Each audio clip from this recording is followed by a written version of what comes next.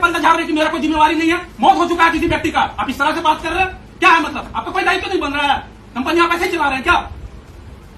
That is the property of government, not individual one. तो you have to implement the norms of government. अगर कोई मनरेगा का भी employ अगर दुर्घटना में मर जाता है ना, उसका भी एक मुआवजा का प्रावधान है। आपका क्या प्रावधान है?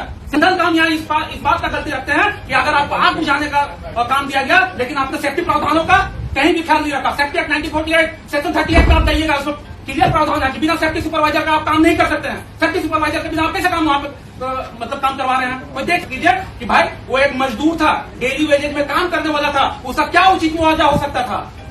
वो सरकारी प्रॉपर्टी का रक्षा के लिए दिया हुआ था, अपने घर का प्रॉपर्टी को नहीं बचाने के लिए दिया हुआ था। तो आप जिला प्रशासन जिम्मेवारी ले इस चीज का, और जिला प्रशासन तय करे कि भाई मैनेजमेंट हमको इस तरह का जवाब दे रहा है। लेकिन हाँ, ऑफिशियल पर्पज बोल दी अभी कि डेड बॉडी रिकवर नहीं हुआ है, आप नियम संगत किसी तरह का सरकारी लाभ नहीं ले सकते हैं। मैं तो बोली ये चीज, ये आपदा नहीं है, दिस इज नॉट आपदा, ये आपदा नहीं है, इट्स एक्सीडेंट, ये एक्सीडेंट है ना, ये आपदा नहीं है। आपदा का श्रेणी में ये आता ही नहीं है। केस तो बनेगा, तो हमको तो किसी पे केस करना होगा। अगर कोर्ट पे जाते हैं, कोर्टर जाते हैं, नियमों पे चलते हैं, तो कोर्ट पे जाकर हमको लड़ना होगा। तो केस तो किन्हीं पे करना होगा, तभी तो जाके बात बनेगा। केस नहीं करेंगे तो बात तो बनेगा नहीं। मैम तो ठीक है, हम लोग एफआईआर करते हैं, देना है जो देना आप लोग दीजिए, जो फॉर्म में बनता है आप लोग जिम्मेवारी लीजिए, हम लोग उस पर एफआईआर करेंगे।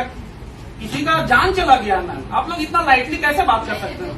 तो फिर मैम नहीं देखिए, ठीक है, एज ए प्रशासन आप अपनी जगह पे बहुत सही है, लेकिन जो काम करवा रहे थे वो जिम्मेवारी से क्यों पीछे हट रहे हैं? अगर आप पे थोप रही है, आपका क्या करना है? नहीं, आपका क्या करना है? छोड़िए, काम वहाँ पे आप करवा रहे थे, आपकी जिम्मेवारी में हो रहा है, आप किसी को मरने के लिए वहाँ भेजें क्या? सुनिए, एक मिनट मेरी बात सुनिए। कल जब रेस्क्यू करना था, जब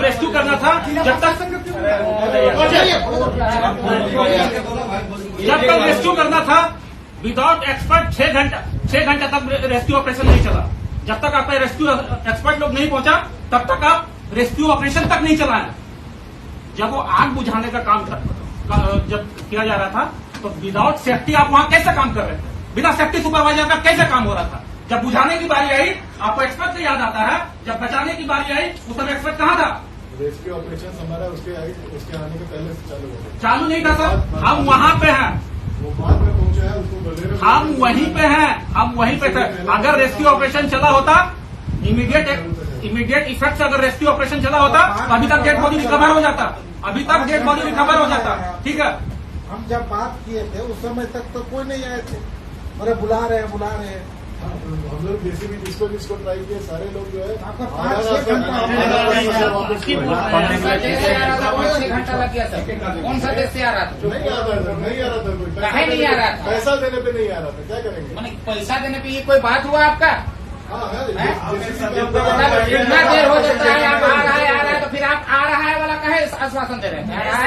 उनके बाद आप कितना दे रहे हैं अभी सब बोलिए, मुआवजा कितना दे रहे हैं आप सब बोलिए। शासन डिसाइड करेंगे वही हम लोग।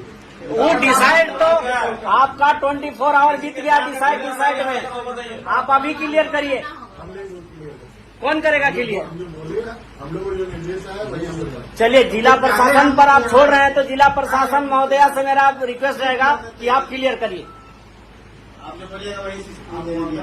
जिला प्रशासन एक बात सुनिए, जो कल जो पिटीशन दिए हैं डीसी सर, ऑलरेडी सर का साइन है, हम लोग उसके बिहाफ में आए हैं, उनकी सिग्नेचर के सामने तो हम लोग कुछ नहीं होना। मैम ये जो प्रावधान जो लिखा हुआ है आवेदन में, ये हमको नहीं चाहिए, ठीक है, हमको नहीं चाहिए। आप हमको नौकरी दिलवाइए कंपनी में। देखिए, डीसी साहब का जो लिखा हुआ है ना, यहाँ उचित मुआवजा लिखा हुआ है। अगर डीसी साहब देने के लिए तैयार हैं, तो क्या डीसी साहब हत्या का जिम्मेवारी ले रहे हैं क्या? आखिर यहाँ तो जिम्मेवारी लेने के लिए लोग तैयार नहीं है कि भाई जीएम साहब हम बोल रहे हैं कि मेरा कोई दोषी वार नहीं है, जिला प्रशासन बोल रही है कि हम लोग कहीं से इन्वॉल्व नहीं है। आखिर जिम्मेवार कौन है बताइए? आखिर वहाँ जो काम किया जा रहा था वो किसके लिए किया जा रहा था? सरकारी जो प्रॉपर्टी था उसको बचाव के लिए काम किया जा रहा था, तो फिर उसका जिम्मेवार कौन होगा? ये पहले आप लोग डिक्लेयर कर लीजिए, तब फिर हम लोग उनसे लड़ेंगे। या तो मैनेजमेंट से लड़ते हैं या फिर जिला प्रशासन से लड़ते हैं। जिला प्रशासन के कहने पे ये लोग काम कर रहे थे, तो फिर ये लोग जिला प्रशासन का कहना तक नहीं मान रहे हैं। जब इनको काम का जिम्मेवारी सौंपा गया, अब किसी भी विदाउट एक्सपर्ट पर्सन को आप वहां पे काम करने के लिए भेज देते हैं, उनकी मौत हो जाता है, उसका जिम्मेवारी लेने को तैयार नहीं है, मतलब कोई भेड़ बकरी है। अगर आज एक बाइक का भी किसी बाइक के कारण अगर किसी व्यक्ति का दुर्घटना भी हो जाता है तो उसका करोड़ों का मुआवजा का प्रावधान है थर्ड पार्टी इंश्योरेंस के तहत में। 40,000 50,000 का बाइक है, अगर उसका उस बाइक से ठोक देता है ना मैम, तो उसको उस मुआवजा का प्रावधान है जो इंश्योरेंस पॉलिसी है उसके तहत में। अब जब वहां पे इतना बड़ा आग लगा हुआ है, बिना सेफ्टी का चूक के वजह से वहां पे दुर्घटना घट गया, आदमी मर गया, उसके बाद आप लोग जिम्मेवारी लेने के लिए तैयार नहीं है। क्या कहता है फायर सेफ्टी एक्ट 1948? आप बता दीजिए हमको, सेक्शन 38 में क्या प्रावधान है आग बुझाने का? आपको पता है? आप ऐसे कैसे आग बुझवा दे रहे हैं बिना एक्सपर्ट का? आप जिम्मेवारी नहीं ले रहे हैं? ये क्या बात हुई? जिम्मेवारी कौन देगा आपको? अगर काम का जिम्मेवारी दिया गया जिला प्रशासन की ओर से, आप कैसे पर्दा झाड़ रहे? कैसे पर्दा झाड़ रहे कि मेरा कोई जिम्मेवारी नहीं है? मौत हो चुका है किसी व्यक्ति का, आप इस तरह से बात कर रहे हैं? क्या है मतलब? आपका कोई दायित्व नहीं बन रहा है? कंपनी आप ऐसे ही चला रहे हैं क्या? That is a property of government, not individual one. तो you have to implement the norms of government. अगर कोई मनरेगा का भी एम्प्लॉय अगर दुर्घटना में मर जाता है ना, उसका भी एक मुआवजा का प्रावधान है। आपका क्या प्रावधान है? सेफ्टी का क्या प्रावधान था? मजदूर वहां पे ऐसे ही झोंक दीजिएगा आप? बिना सेफ्टी का कैसे चला गया वहां पे? वहां घेराव तक नहीं किया गया है, कोई भी आम पब्लिक वहां चला जा रहा है। उस एरिया को आप घेराव किए? आपके जिम्मेवारी में, आपके अधिकार क्षेत्र में था तो अब क्यों नहीं उस एरिया को घेराव किए? अधिकार क्षेत्र में आपको जिम्मेवारी दिया गया क्लियर हुआ? फाइनल कंक्लूजन क्या निकाला? अच्छा, ये जो 3 लाख का राशि आप लोग तय कर रहे हैं, किस बेस के आधार पे कर रहे हैं? आपदा राहत कोष के तहत में दे रहे हैं, या फिर दुर्घटना बीमा के तहत में दे रहे हैं, या फिर किस योजना के तहत में ये राशि दिया जा रहा है? ग्राउंड पे दे रहे हैं, मानवीय ग्राउंड पे। मानवीय ग्राउंड पे आए हैं हम लोग, उसी ग्राउंड पे इनको दे रहे हैं। ठीक है, मानवीय ग्राउंड पे मुआवजा तय होता है सर, उसका लाइफ के लाइफ वो अलग चीज। अरे बात उसी पे करना है हम लोग को ना, मुआवजा पे ही बात करना है। कॉन्ट्रैक्टर आएगा ना, ये बात होगा तो कॉन्ट्रैक्टर को मुआवजा की ये बात होगा, कॉन्ट्रैक्टर से मुआवजा की बात होगा।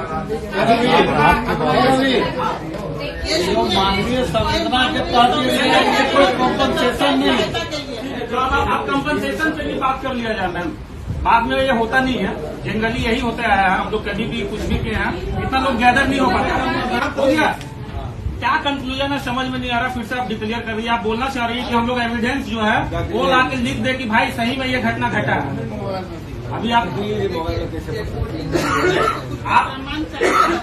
अच्छा हाँ, वो प्रमाण मिल जाएगा। प्रमाण साक्ष्य के आधार पे वो लिख के देगा, लिख के देगा ना। चलिए ठीक